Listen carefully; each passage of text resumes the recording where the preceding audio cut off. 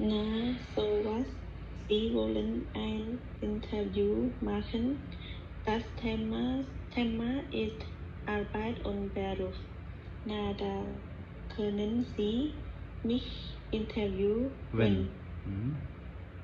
Ich arbeite schon seit 35 Jahren Als Hausmeister.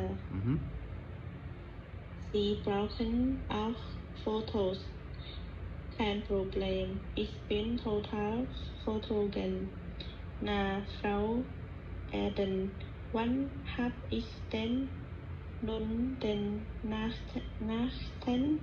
Termin? Am Freitag, Herr Koch, von 16 Uhr bis 16:30 Uhr geht das bei Ihnen? Freitag 16 Uhr, ein super Interviewtermin, oder? Na ja, warum? Eigentlich nicht. Na, dann bis Freitag. Tschüss, die Damen. Tschüss, Herr Koch. Okay, gut.